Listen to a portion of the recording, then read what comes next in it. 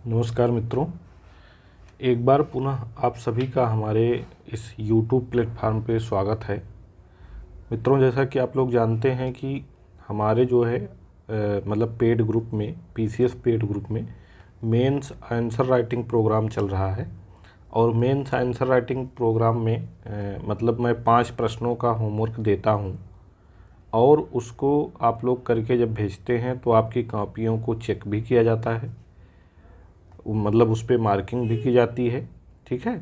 और मार्किंग के बाद जो है हम एक मॉडल आंसर भी, मतलब उसका सटीक उत्तर क्या हो सकता है, वो अपनी हैंड राइटिंग में मैं देने की कोशिश करता हूँ। तो वही मॉडल आंसर मैंने तैयार कर लिया है और ये मॉडल आंसर मतलब केवल पेड ग्रुप में जो है PDF फॉर्म में दिया जाता है। बाकी लोगों को यूट्यूब पे मतलब एक्सप्लेन कर दिया जाता है। तो अगर आप हमारे मतलब उसका PDF भी चाहते हैं कि आप मॉडल आंसर अपने पास सेव करके रखें, एक आदर्श उत्तर जो हो सकता है इन प्रश्नों का वो आपके पास PDF फॉर्मेट में हो, तो आप हमारे ग्रुप से पेड ग्रुप से जुड़ सकते हैं। उसकी फ़ीस जो हमारे किसी भी पेड ग्रुप में पहले से शामिल रहे हैं उनके लिए केवल 399 रुपये है, और जो नए लोग जुड़ना चाहते हैं उनके लिए मात्र 499 रुपये है। ठीक है। तो खैर, इस पे हम बहुत ज़्यादा लंबी चर्चा नहीं करना चाहते। जिसकी चर्चा यहाँ करने के लिए हम इस प्लेटफॉर्म पे आए हैं उसकी चर्चा करना चाह रहे हैं। ठीक है। एडवर्टाइजमेंट करने के लिए मैं यहाँ नहीं आया हूँ। अगर आप जुड़ना चाहते हैं तो आप मुझे मैसेज करिए, कॉल करिए। ठीक है। तो उस माध्यम से आपको पूरी जानकारी मिल जाएगी। खैर, तो हमारा पहला प्रश्न हमारा था जो है इसमें आप लोगों को जो दिया गया था लिखने के लिए, पहला प्रश्न था कि मौर्य काल में मूर्तिकला की प्रमुख शैलियों का वर्णन कीजिए। मौर्योत्तर काल में मूर्तिकला की प्रमुख शैलियों का वर्णन कीजिए। ठीक है। देखिए, मूर्तिकला की शैलियाँ जो थी वो अलग अलग कालों में अलग अलग थीं। तो मौर्य काल वाला टॉपिक तो आप कर चुके हैं, पिछले मतलब होमवर्क में उसको दिया जा चुका था।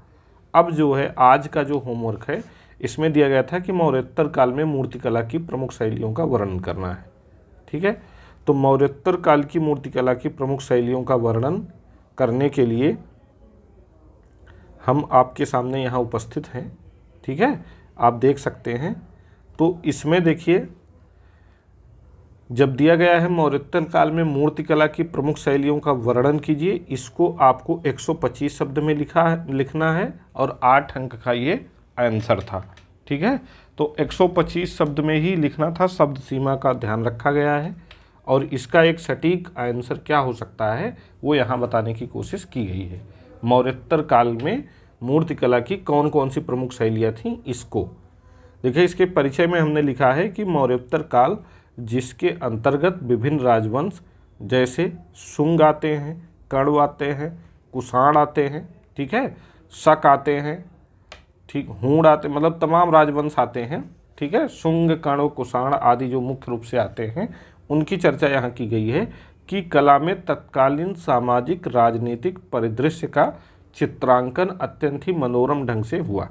ठीक है। मौर्योत्तर कला में इस काल में मूर्तिकला के विभिन्न शैलियों के प्रादुर्भाव के साथ ही यह अपने चरमोत्कर्ष पर पहुंच गई। ठीक है। मौर्योत्तर काल में मूर्तिकला अपने चरम पर पहुंच गई थी। ठीक है। विशेष तौर से कुषाण काल में, विशेष रूप से कहाँ, कुषाण काल में। ठीक है। तो ये हमने परिचय में दिखाने की कोशिश की है। आगे हमने क्या लिखा है, इस काल में मूर्तिकला की 3 प्रमुख शैलियाँ विकसित हुई जिनका विवरण इस प्रकार है। कौन कौन सी शैलियाँ थीं?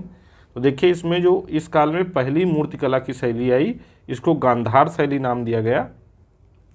क्या नाम दिया गया इसको? गांधार शैली। और इसकी क्या क्या विशेषता थी कि यह आधुनिक पेशावर, यानी पेशावर इस समय पाकिस्तान में है, पेशावर तथा अफगानिस्तान के निकट पश्चिम पंजाब में विकसित हुई। अगला इसमें है ग्रीक इंडियन शैली के रूप में भी प्रसिद्ध है। ग्रीक इंडियन शैली इसलिए कहा जाता है क्योंकि इस शैली पर, मूर्तिकला की इस शैली पर यूनानी प्रभाव भी पर्याप्त मात्रा में देखने को मिलता है। ठीक है। इसलिए इसको हम ग्रीक इंडियन शैली के नाम से भी या हिंद यूनानी शैली के नाम से भी जान जाते हैं। अगला है 50 ईसा पूर्व से 500 ईस्वी तक 2 चरणों में इसका विकास हुआ है। इसकी अगली विशेषता क्या है कि 50 ईस्वी से 500 ईस्वी तक 2 चरणों में यह विकसित हुई। आरंभिक शैली नीले धूसर बलुआ पत्थर हेतु प्रसिद्ध थी। उत्तरवर्ती शैली में मिट्टी और प्लास्टर का उपयोग किया गया। ठीक है, जो 50 ईसा पूर्व के आसपास जो मतलब इस शैली की विशेषता क्या रही, जो आरंभिक शैली थी कि नीले धूसर यानी भूरे बलुआ पत्थर का उपयोग हुआ मूर्तियों में, और बाद की शैली में मिट्टी और प्लास्टर का पर्याप्त मात्रा में प्रयोग किया गया। ये इसकी अगली विशेषता है। कुषाण वंश में यह सर्वाधिक लोकप्रिय हुई, मैंने आपको पहले ही बताया। मानव शरीर का यथार्थ अंकन इसमें किया गया। आभूषणों का प्रचुर मात्रा में प्रयोग किया गया। ठीक है, और इसके प्रमुख उदाहरण हैं बोधिसत्वों की मूर्तियां, बुद्ध की प्रतिमा जो बर्लिन संग्रहालय में सुरक्षित है आदि, है ना। तो देखिए ये क्वेश्चन पूछ रहा था मौर्योत्तर काल में मूर्ति कला की प्रमुख शैलियों का। तो देखिए प्रमुख जो 3 शैलियां हैं उनका हमें वर्णन करना है, 125 शब्द में ही करना है। तो इससे ज़्यादा यहाँ लिखने की गुंजाइश नहीं है। जहाँ और ज़्यादा लिखने की गुंजाइश होगी वहाँ इस शैली के विषय में और डिटेल में चर्चा की जा सकती है। अभी मान लीजिए ये 200 शब्दों में आया होता तो इसके लिखने का ढंग और होता। ठीक है, तो दूसरी शैली जो थी मौर्योत्तर काल में जो विकसित हुई थी वो कौन सी, मथुरा शैली। नाम से ही स्पष्ट है कि मथुरा के आसपास के क्षेत्रों में विकसित हुई होगी। ठीक है, ये भी 2 चरणों में विकसित हुई। पहले चरण की मूर्तियां भरहुत की भांति अनगढ़ रहीं, जबकि द्वितीय चरण की मूर्तियां पर्याप्त परिष्कृत रहीं। ठीक है, आगे गांधार शैली की ही भांति भगवान बुद्ध और बोधिसत्वों की मूर्तियों का इसमें निर्माण हुआ। ठीक है, और आदर्श प्रतीक तथा भावना प्रधान ये शैली रही। ठीक, भरत तथा सीकरी से संबद्ध, यहाँ भरतपुर होना चाहिए, भरतपुर तथा सीकरी से संबद्ध लाल पत्थर का इसमें प्रयोग किया गया। तो ये मथुरा शैली की मुख्य विशेषता थी। यहाँ केवल मुख्य विशेषता की ही चर्चा की जा सकती है क्योंकि हमको उत्तर केवल 125 शब्दों में ही देना है। अगली शैली जो है अमरावती शैली, इसकी मुख्य विशेषता क्या है, दक्षिण भारत में विकसित हुई। मुख्य संरक्षण कृष्णा नदी के तट पर हुआ और किसके द्वारा हुआ, सातवाहन शासकों द्वारा। अमरावती आंध्र प्रदेश की राजधानी है और आंध्र प्रदेश आंध्र प्रदेश पर ही सातवाहनों का शासन हुआ करता था। तो वहीं से अमरावती शैली का विकास हुआ है। और क्या हुआ है, इसमें गतिशील आकृतियों के प्रयोग पर अधिक बल दिया गया है। मूर्तियों में त्रिभंग आसन का प्रयोग किया गया है। अब आप गूगल पे सर्च करके ये जानिएगा, आपके लिए होमवर्क है कि त्रिभंग आसन क्या था। ठीक है, ये आर्ट एंड कल्चर में आ सकता है, ये प्रीलिम्स के लिए भी वेरी इंपॉर्टेंट है और मेंस में भी पूछा जा सकता है। मुख्य रूप से सफ़ेद संगमरमर द्वारा मूर्तियों का निर्माण किया गया है। किस शैली की मूर्तियों का, अमरावती शैली की। धार्मिक विषय वस्तु की ये मूर्तियां हैं जो विकसित हुई हैं और इसके मुख्य उदाहरण क्या क्या हैं। मुख्य उदाहरण है बुद्ध के चचेरे भाई देवदत्त द्वारा उन पर छोड़े गए पागल हाथी नीलगिरी को शांत करने का दृश्य इसमें दिखाया गया है अमरावती शैली में। 4 स्त्रियों को बुद्ध के चरणों को पूजते हुए भी दिखाया गया है। ठीक है, तो ये थी अमरावती शैली की विशेषता। तो देखिए ये जो इन्फॉर्मेशन हम दे रहे हैं इससे ज़्यादा इम्पोर्टेंट आपके लिए है कि आपको आंसर की फ्रेमिंग कैसे करनी है और परिचय कैसे देना है। ठीक है, तो ये चीज़ आप ध्यान देते हुए चलिए।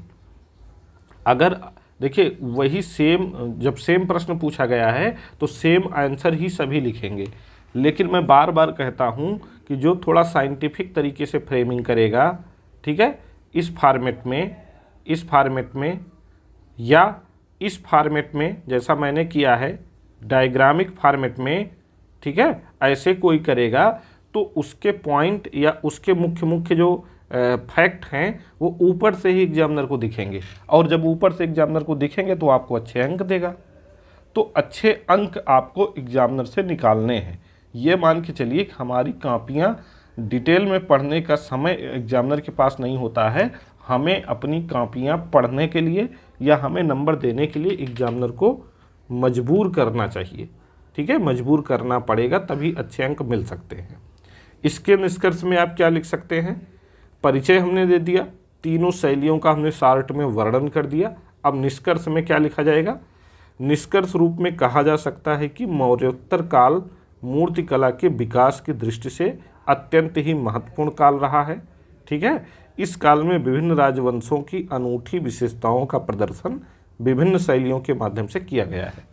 ठीक, तो ये आपके आंसर, मतलब आपका एक आंसर हो गया आपके इस क्वेश्चन का। मौर्योत्तर कला की विभिन्न शैलियों का जब वर्णन करने के लिए कहा जाएगा, लेकिन मैं बार बार कहता हूँ कि ये ही एकमात्र सर्वश्रेष्ठ आंसर नहीं है। हो सकता है कि आप इससे बेहतर लिख ले जाएं, मुझसे बेहतर लिख ले जाएं, मुझसे बेहतर आप कंटेंट की फ्रेमिंग कर ले जाएं। तो लिखने की कोशिश आप भी ज़रूर किया करिए। आप लोग चाहें तो जहां डिस्कशन किया जा रहा है वहीं कमेंट बॉक्स में भी अपने आंसर लिखकर पोस्ट करते रहिए, जो लोग हमारे पेड ग्रुप से अभी तक नहीं जुड़ पाए हैं, है ना। अगला क्वेश्चन हमारा था, ये भी 125 शब्द वाला ही था, कि वर्ण व्यवस्था पर गांधी के विचारों का मूल्यांकन कीजिए। वेरी इंपॉर्टेंट क्वेश्चन था। देखिए, इस तरीके के जब प्रश्न पूछे जाएं, मूल्यांकन कीजिए, समीक्षा कीजिए, ठीक है, विश्लेषण कीजिए, जब इस तरीके के प्रश्न पूछे जाएं तो इसका मतलब है कि जो उन्होंने विचार दिए हैं उनका हमें ना सिर्फ वर्णन करना है बल्कि उसके पॉजिटिव निगेटिव भी बताने हैं, है ना। जब इस तरीके के प्रश्न पूछे जाएं कि मूल्यांकन कीजिए या विश्लेषण कीजिए या समीक्षा कीजिए, ठीक है, तो इसका मतलब ये हुआ कि हमें उनके विचारों का मूल्यांकन करने का मतलब क्या होता है। जैसे मान लीजिए आपने आंसर लिखा, तो आपके आंसर का जब हम मूल्यांकन करते हैं तो सपोज करिए जब मूल्यांकन करते हैं तो आपने अगर अच्छा आंसर लिखा है तो उसकी हम ना सिर्फ तारीफ़ करते हैं बल्कि आप इसको और बेहतर कैसे लिख सकते थे या उसमें कमियां आपने क्या क्या की है ये भी बताने का कार्य करते हैं।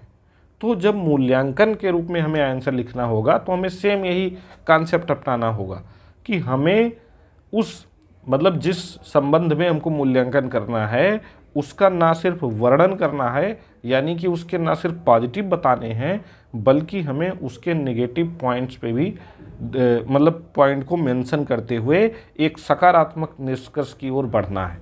निष्कर्ष कभी भी नेगेटिव नहीं हो सकता है, लेकिन उसके नेगेटिव पॉइंट 2-4 जो हैं उसको निष्कर्ष निकालने से पहले हम मेंशन ज़रूर करेंगे। मूल्यांकन करने का मतलब ये होता है, ठीक है। केवल गांधी जी ने वर्ण व्यवस्था पर क्या विचार दिए हैं इसे ही नहीं बताना है। ये केवल तब बताते जब ये होता कि गांधी जी के वर्ण व्यवस्था संबंधी विचारों का वर्णन कीजिए या गांधी जी के वर्ण व्यवस्था संबंधी विचारों पर टिप्पणी कीजिए या गांधी जी के वर्ण व्यवस्था संबंधी विचारों का उल्लेख कीजिए। इस तरीके का जब प्रश्न होता तो आप गांधी जी के विचारों का उल्लेख करके आगे बढ़ जाते, है ना। लेकिन यहाँ मूल्यांकन करने के लिए दिया गया है तो पॉजिटिव के साथ साथ इसके निगेटिव भी आपको बताने हैं। तो देखिए हमने क्या लिखा है कि गांधी वर्ण व्यवस्था को हिंदू धर्म का अनिवार्य अंग मानते हैं। वे इसे धर्म का आविष्कार तथा सत्य की निरंतर गवेषणा का परिणाम मानते हैं। वर्ण व्यवस्था पर गांधी के विचारों का मूल्यांकन निम्न आधारों पर किया जा सकता है। क्या क्या आधार हैं? पहला आधार है व्यवसाय मूलक विभाजन पर आधारित है। ये गांधी जी के अनुसार वर्ण व्यवस्था हमें अपने खानदानी पेशे के आधार पर रोजी कमाने का अवसर देती है, ठीक है। गांधी जी का मानना था कि वर्ण व्यवस्था जो है वो व्यवसाय मूलक विभाजन है, ठीक है, और ये हमें अपने खानदानी पेशे के अनुसार रोजी यानी कमाई करने का अवसर देती है, आजीविका कमाने का अवसर देती है। अगला क्या था कि ऊंच नीच का स्थान नहीं। गांधी जी ये बिल्कुल नहीं मानते थे कि वर्ण व्यवस्था ऊंच नीच जैसा कोई भेदभाव करती है। गांधी जी का मानना था कि वर्ण व्यवस्था केवल व्यक्ति के आर्थिक जीवन व आजीविका प्राप्ति से संबंधित है, यह जाति व्यवस्था से पूर्णतया भिन्न है, ठीक है। गांधी जी का मानना था कि जाति व्यवस्था जो है ये वर्ण व्यवस्था का विकृत रूप है, इसका वर्ण व्यवस्था से कोई संबंध नहीं है, ठीक। चलिए आगे देखते हैं। वंशानुगत कार्य को कर्तव्य पालन समझना। गांधी जी का मानना था कि सामाजिक व्यवस्था बनाए रखने में यह सहायक है वर्ण व्यवस्था, इसलिए अपने वंशानुगत कार्य को कर्तव्य पालन समझकर करना चाहिए। ठीक है। कीमत एवं समरूपता पर जोर। गांधी जी के अनुसार अपने वर्ण व्यवसायों से प्राप्त आय में पर्याप्त समानता होनी चाहिए, इससे किसी प्रकार का भेदभाव नहीं होना चाहिए। ठीक है। अब ये तो हो गए गांधी जी के वर्ण व्यवस्था संबंधी विचार। अब कुछ एक विद्वान जिसमें सबसे बड़े हैं डॉक्टर भीमराव अंबेडकर जी, ये गांधी जी के वर्ण व्यवस्था संबंधी विचारों से सहमत नहीं होते हैं, बल्कि उसकी आलोचना करते हैं और आलोचना में कुछ तथ्य देते हैं। तो क्या क्या तथ्य हैं देखिए, यहाँ हमने लिखा, हालांकि डॉक्टर भीमराव अंबेडकर जैसे कुछ सामाजिक विचारक वर्ण व्यवस्था संबंधी गांधी जी के विचारों की निम्न आधारों पर आलोचना भी करते हैं। ठीक है। अब देखिए, ये लाइन हम डायरेक्ट आलोचना के आधार हेडिंग डाल के भी लिख सकते थे, लेकिन ये 2-3 लाइन लिखने का मतलब ये हुआ कि इन 2-3 पंक्तियों को लिखने के द्वारा क्या हुआ कि हमारा जो ऊपर का हिस्सा है प्रश्न का, यानी ऊपर का पैराग्राफ और नीचे का पैराग्राफ, दोनों एक दूसरे से इंटरकनेक्टेड रहेंगे। ठीक है। तो आपको एक पैरा या एक मैटर छोड़ के, एक एस्पेक्ट छोड़ के जब आप दूसरे एस्पेक्ट पे जाएं तो इस तरीके से अपने पैरा को जोड़ते हुए जा सकते हैं। वो चाहे जीएस के प्रश्नों का आंसर देना हो और चाहे निबंध के प्रश्नों का आंसर देना हो। तो आलोचना के क्या क्या आधार रहे हैं? दलितों की अमानवीय स्थिति का मूल कारण, इसको मानते हैं डॉक्टर अंबेडकर। ठीक है। व्यक्ति की क्रियात्मक क्षमता की उपेक्षा करती है वर्ण व्यवस्था, ऐसा मानना था। केवल जन्म के आधार पर किसी को पूजनीय या घृणित मानना पूर्णतः गलत है, ऐसा मानना था। नियति आधारित होने के कारण व्यक्ति की स्थिति में परिवर्तन की विरोधी है। ठीक है। डॉक्टर अंबेडकर का मानना था कि वर्ण व्यवस्था जो है ये नियति आधारित है, भाग्य आधारित है। मतलब मनुष्य अपना कोई काम या अपनी श्रेणी का काम अपना भाग्य मानकर जब करता है तो इसका मतलब है कि वो परिवर्तन के विषय में सोचेगा ही नहीं। ठीक है। तो इस तरीके से वो व्यक्ति की, अगर कोई दलित है तो उसकी स्थिति में कभी भी परिवर्तन नहीं आएगा अगर वो इसको अपनी नियति मानकर स्वीकार कर लेगा। तो ये देखिए, इस क्वेश्चन के निगेटिव एस्पेक्ट हो गए, आलोचना के आधार हो गए। अब हम आ जाएंगे निष्कर्ष पे। देखिए, हमने गांधी जी की वर्ण व्यवस्था को मेंशन कर दिया, उसके नेगेटिव पॉइंट क्या क्या रहे उसको बता दिया। अब निष्कर्ष पे आ जाएंगे। मूल्यांकन करने का मतलब ये हुआ। तो मूल्यांकन में क्या लिखा गया कि निष्कर्ष रूप में कहा जा सकता है कि उपर्युक्त तथ्यों के आधार पर वर्ण व्यवस्था की आलोचना के बावजूद गांधी जी इसे सामाजिक व्यवस्था बनाए रखने हेतु अत्यंत उपयोगी मानते थे तथा इसे जाति व्यवस्था से पूर्णतया भिन्न मानते थे। ठीक है। उनका मानना था कि जाति व्यवस्था वर्ण व्यवस्था का ही जाति व्यवस्था वर्ण व्यवस्था का विकृत रूप है, जाति व्यवस्था का वर्ण व्यवस्था से कोई संबंध नहीं है। ठीक है। चलिए, अगला क्वेश्चन हमारा था 125 शब्द में ही कि बौद्ध वास्तुकला का परिचय देना था। ठीक है। बौद्ध वास्तुकला से आशय हमारा यहाँ है। अब देखिए, 125 शब्द में ही इसको लिखना है। बुद्ध काल के दौरान किन किन मतलब क्या क्या निर्माण कार्य हुए, इसका हमको यहाँ वर्णन करना था। तो इसका आंसर हम कैसे लिखेंगे? अब यहाँ देखिए, परिचय देने का मतलब केवल वर्णन करना है। ठीक है। अगर ये हो कि बौद्ध वास्तुकला का वर्णन कीजिए, बौद्ध वास्तुकला पर टिप्पणी लिखिए, बौद्ध वास्तुकला का परिचय दीजिए। ठीक है। या बौद्ध वास्तुकला का उल्लेख कीजिए, ये सारी चीज़ें जब लिखी होंगी तो सबका आप एक ही आंसर देंगे। क्या आंसर देंगे? देखिए, परिचय में बौद्ध वास्तुकला से आशय स्थापत्य के उन अवयवों से है जिनका निर्माण बौद्ध धर्म से प्रभावित होकर किया गया है। इसके अंतर्गत मुख्य रूप से स्तूप, चैत्य तथा विहार आते हैं। ठीक है। इनका निर्माण काल मौर्य काल से पूर्व मध्यकाल तक मुख्य रूप से हुआ है। ठीक है। ये हमने परिचय में दे दिया। अब बौद्ध वास्तुकला में हमने क्या क्या बता दिया कि स्तूप है, विहार है, चैत्य है। अब देखिए, इसको हमने इस तरीके से जब बता दिया एरो बना बना के, तो एग्जामिनर को हमारा आंसर ऊपर से ही दिखने लगा। ठीक है। ऊपर से ही उसको लग गया कि हाँ, जो पूछा गया है इस आंसर में वही लिखा गया है। अब आगे देखिए, एक एक का हमने शार्ट में वर्णन भी कर दिया। स्तूप में क्या क्या था कि भारत में प्रचलित एक समाधान टीला था, मृतकों के अवशेष एवं राख से ये संबद्ध था। अशोक के समय इसका लगभग 84,000 स्तूपों सहित सर्वाधिक निर्माण हुआ। बुद्ध की मृत्यु के बाद कुल 9 स्तूप बनाए गए, जिनमें से 8 की मेढी में बुद्ध के अवशेष रखे गए तथा 9वें में बर्तन रखे गए। और इसका मुख्य उदाहरण क्या है? सांची स्तूप है, पिपरावा स्तूप है आदि। अब यहाँ देखिए स्तूप का एक डायग्राम बना दिया गया। जब आप इस तरीके के आंसर लिखें तो डायग्राम या चित्र जरूर बनाएं।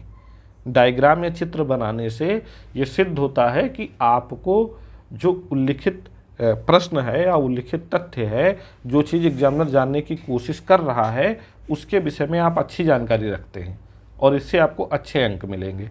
ठीक है। बिहार का वर्णन कर दिया गया कि बौद्ध भिक्षुओं के आवास स्थल हुआ करते थे। मौर्य काल में पश्चिम भारत में सर्वाधिक निर्माण हुआ। आकार एक बड़े हालनुमा इसका कमरे जैसा हुआ करता था। बौद्ध भिक्षु वर्षा काल के 4 माह यहीं बिताते थे। ठीक है। और इसके मुख्य उदाहरण क्या क्या हैं? बराबर की गुफाएं हैं, एलोरा की विहार हैं आदि। ठीक है। अब इसके बाद चैत्य क्या होते थे? चैत्य पूजा स्थल होते थे। प्रायः बिहारों के निकट ही ये मिलते हैं और ये 2 प्रकार के होते हैं, संरचनात्मक चैत्य और शैलकृत चैत्य। संरचनात्मक चैत्य क्या होते हैं? ईंटों और पत्थरों की सहायता से खुले स्थानों पर बनाए गए, पहाड़ों को काटकर बनाए गए। ठीक है।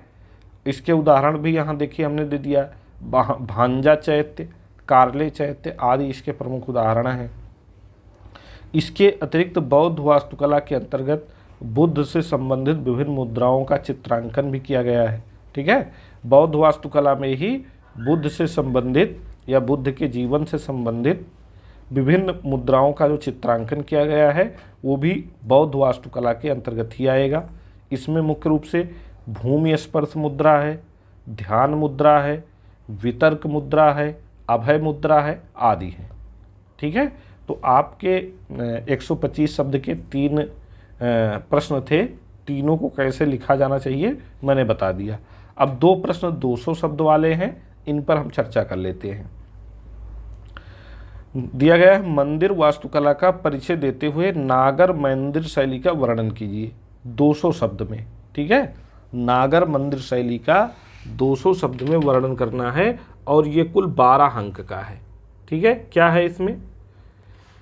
अब देखिए यहाँ पे वास्तुकला का परिचय देते हुए, मंदिर वास्तुकला का परिचय देते हुए प्रश्न कह रहा है नागर मंदिर शैली का वर्णन कीजिए। यानी कि यहाँ पे 2 चीज़ें पूछी गई हैं, मंदिर वास्तुकला क्या है और नागर मंदिर शैली क्या है। तो सबसे पहले मंदिर वास्तुकला का संक्षिप्त में परिचय देंगे। ठीक है। मंदिर क्या होते हैं ये बताएंगे और उसके बाद मंदिर में जो विभिन्न शैलियाँ हैं, नागर शैली, बेसर शैली और एक और है द्रविड़ शैली। ठीक है। 3 मुख्य रूप से शैलियाँ हैं, उनका मेंशन करेंगे और उसके बाद फिर नागर शैली को हम एक्सप्लेन कर देंगे। यही ये प्रश्न की मांग है और जितना प्रश्न में पूछा जाए केवल उतना लिखा जाना चाहिए, उससे ज़्यादा प्रश्न में अपने आप मत लिखा करिए। ठीक है। क्योंकि एग्ज़ाम में आपके पास पहली चीज़ टाइम कम होता है और दूसरी चीज़ टू द पॉइंट लिखेंगे तो एग्जामिनर पे अच्छा इम्पैक्ट पड़ेगा, आपकी इमेज अच्छी बनेगी। देखिए, वर्गाकार गर्भगृह और खंभों से युक्त द्वार मंडप के विकास के साथ गुप्त काल में मंदिर वास्तुकला का आविर्भाव हुआ। ठीक है। ये परिचय हो गया। एक हिंदू मंदिर में मूल रूप से निम्न अवयव शामिल होते हैं या निम्न विशेषताएं शामिल होती हैं। क्या क्या होता है भाई? हिंदू मंदिर में गर्भगृह होता है, मंडप होता है, शिखर होता है और वाहन होता है। गर्भगृह का मतलब एक छोटा सा कमरा होता है। ठीक है। मंदिर के मुख्य देवता को यहीं स्थापित किया जाता है। जब आप किसी भी मंदिर में जाएंगे उत्तर भारत में, तो जहाँ मंदिर का मुख्य देवता जहाँ होगा, जिसका मुख्य रूप से मंदिर होगा, वो जहाँ स्थापित है वो गर्भगृह होता है। ठीक है। मंडप क्या है? मंदिर का ये प्रवेश स्थल कहलाता है और वहीं बड़ा सा हालनुमा कमरा होता है, वहाँ लोगों के बैठने के लिए स्थान बना होता है। शिखर क्या होता है? पर्वत जैसा शिखर होता है, आकार पिरामिडीय से वक्र रेखीय तक हो सकता है। मंदिर का जो सबसे ऊपरी भाग होता है, ठीक है, जो ऐसे बना होता है, सबसे ऊपरी भाग, जहाँ कहीं कहीं देखिए त्रिशूल बना होता है, तो ये मंदिर का शिखर होता है। ठीक, वाहन क्या होता है? प्रमुख देवता के आसन या वाहन होते हैं, पवित्रम स्थल के ठीक सामने ये स्थापित किए जाते हैं। ठीक है, पवित्रम स्थल का मतलब गर्भगृह। जैसे आप किसी भी शिव मंदिर में जाएंगे तो जो नंदी भगवान की मूर्ति है वो गर्भगृह के ठीक सामने लगी होती है, स्थापित होती है। ठीक है, तो इसी को हम क्या कहेंगे? वाहन कहेंगे, और नंदी शिव जी का वाहन है ही। अब आगे देखिए, स्थानीय शासकों के संरक्षण में भारत के विभिन्न क्षेत्रों में वास्तुकला की विभिन्न शैलियाँ विकसित हुई, जो इस प्रकार हैं। कौन कौन सी? नागर शैली, द्रविड़ शैली, वेसर शैली, नायक शैली, होयसल शैली, पाल शैली और विजयनगर शैली। ये मंदिर निर्माण की कुछ प्रमुख शैलियाँ हैं जो मतलब विभिन्न शासकों के संरक्षण में विकसित हुई हैं। अब देखिए, 5वीं सदी के पश्चात भारत के उत्तरी भाग में मंदिर वास्तुकला की एक शैली विकसित हुई, जिसके नागर, यहाँ जिसे होना चाहिए, जिसे नागर शैली नाम दिया गया। इसकी प्रमुख विशेषताएं क्या क्या हैं? कि मुख्य रूप से मंदिर निर्माण की ये पंचायतन शैली है। पंचायतन शैली का मतलब क्या होता है, ये भी आपके लिए एक होमवर्क है, आप सर्च करके हमको बताइएगा। ठीक है, वेरी इंपॉर्टेंट है, इस पर कभी भी क्वेश्चन पूछा जा सकता मुख्य परीक्षा में। मुख्य देव मंदिर के समक्ष सभा कक्ष या मंडप इसमें होता है नागर शैली में। ठीक है, गर्भगृह के बाहर नदी देवियों गंगा यमुना की प्रतिमाएं स्थापित होती हैं नागर शैली में। मंदिरों का निर्माण सामान्य रूप से ऊंचे मंच या वेदी पर या चबूतरे पर किया जाता है। ठीक है, द्वार मंडपों के निर्माण में स्तंभों का प्रयोग किया जाता है। शिखर सामान्य रूप से 3 प्रकार के होते हैं, लतिन, फमसान और वल्लभी। ये भी क्या होते हैं, ये भी आप गूगल पे सर्च करिएगा और हमको भी बताइएगा। ठीक है, इसके अतिरिक्त मंदिर परिसर 4 दीवारी से घिरा नहीं होता था नागर शैली में, और प्रवेश द्वार भी इसमें नहीं होता था। और यहाँ हमने एक नागर शैली के मंदिर का एक चित्र बना के समझा दिया है। ठीक है, तो ये आप बना देंगे तो आपका उत्तर मतलब उदाहरण से, चित्र से पुष्ट हो जाएगा, समृद्ध हो जाएगा। इस प्रकार भारत में मंदिर निर्माण की जो शैलियाँ विकसित हुईं उनमें नागर शैली का सर्वप्रमुख स्थान है। इसके अंतर्गत उड़ीसा शैली, खजुराहो शैली आदि उपशैलियाँ भी देखी जा सकती हैं। अगला क्वेश्चन आपका है कि कोणार्क के सूर्य मंदिर पर टिप्पणी करना है, ये भी 200 शब्द में।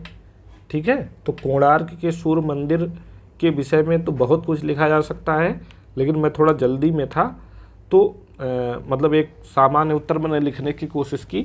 बाकी आप कोणार्क के सूर्य मंदिर के परिचय में ये भी लिख सकते हैं कि इसका निर्माण किसके समय में हुआ, किसने करवाया, कब करवाया। जैसे गंग वंश के शासक नरसिंह देव ने इसका निर्माण करवाया, तो ये भी आप अपने परिचय में मेंशन कर सकते थे। फिलहाल मैंने एक सामान्य उत्तर लिखने की कोशिश की है कि बंगाल की खाड़ी के तट पर स्थित कोणार्क में भव्य सूर्य मंदिर के अब भग्नावशेष ही देखने को मिलते हैं। यह मंदिर 1240 ईस्वी के आसपास बनाया गया था। इसकी कुछ मुख्य विशेषताएं इस प्रकार हैं। इसका शिखर अत्यंत ऊंचाई पर स्थित था, यानी लगभग 70 मीटर। अब देखिए, यहाँ केवल टिप्पणी करना है। टिप्पणी करने का मतलब सामान्य विशेषताओं का वर्णन कर देना है। तो ये जरूर ध्यान देना चाहिए कि प्रश्न में पूछा क्या जा रहा है। ठीक है, मंदिर का विस्तृत संकुल एक चौकोर परिसर के भीतर स्थित था। इसमें एक नृत्य मंडप भी है जिसे जगमोहन कहा जाता है। तो जो कोणार्क के सूर्य मंदिर में नृत्य मंडप है उसे जगमोहन बोला जाता है उड़ीसा शैली में। इसके मंडप को आमतौर पर हिंदू वास्तुकला का सबसे घिरा हुआ अहाता कहते हैं। ठीक है, तो ये जो है आपके प्रीलिम्स के एग्जाम के पॉइंट ऑफ व्यू से भी काफ़ी महत्वपूर्ण है, इसको भी ध्यान रखिएगा। यह मंदिर एक ऊंचे आधार वेदी पर स्थित है। मंदिर की दीवारें अलंकारिक उत्कीर्णन से ढकी हुई हैं। इस मंदिर में बड़े बड़े पहियों के 12 जोड़े लगे हैं। पहियों में आरे और नाभिकेंद्र यानी हब हैं, जो सूर्यदेव की पौराणिक कथा का स्मरण कराते हैं, जिसके अनुसार सूर्यदेव 7 घोड़ों द्वारा खींचे जा रहे रथ पर सवार होते हैं। मंदिर की दक्षिणी दीवार पर सूर्य की एक विशाल प्रतिमा है जो हरे पत्थर की बनी हुई है। मंदिर के भीतर जाने के लिए द्वार बने हुए हैं जहां से सूर्य की वास्तविक किरणें गर्भगृह में प्रवेश करती हैं। इस प्रकार यह संपूर्ण मंदिर किसी शोभा यात्रा में खींचे जा रहे विशाल रथ जैसा दिखता है। निष्कर्ष रूप में हम कह सकते हैं कि कोणार्क का सूर्य मंदिर नागर वास्तुकला की उपशैली ओडिशा शैली का एक उत्कृष्ट तथा जीवंत उदाहरण है। ठीक है, अब देखिए निष्कर्ष में जब आप ये दिखा देंगे कि नागर वास्तुकला की उपशैली उड़ीसा शैली में ये बना हुआ है तो इससे बहुत अच्छा इम्पैक्ट पड़ेगा, आपका निष्कर्ष बहुत बढ़िया हो जाएगा और आपको एग्जाम में अच्छे अंक मिल जाएंगे। ठीक है, तो हमने जो 5 प्रश्न होमवर्क में दिए थे आप लोगों को लिखने के लिए, आज सबकी कापियाँ चेक की गई। सबकी कापियाँ चेक करने के बाद हमने मॉडल आंसर तैयार किया जिसको हमने यूट्यूब पे डिस्कस कर लिया है। अब इसके बाद जो लोग हमारे पेड ग्रुप से जुड़े हुए हैं, ठीक है, उनको थोड़े ही समय बाद इसका PDF भी उपलब्ध करवा दिया जाएगा। तो आपको हमारा ये प्रयास कैसा लगा, हमारा ये 30 मिनट का बकवास कैसा लगा, ठीक है, आप ज़रूर हमको कमेंट करके बताएं। अगर वीडियो पसंद आ रहा है तो लाइक करें, कमेंट करें, शेयर करें, जिससे हमें भी प्रोत्साहन मिले और फिर अगला भाग इसका हम जल्दी ही लेकर आ जाएं। तब तक आप लोग अच्छे से पढ़ाई करते रहें। धन्यवाद।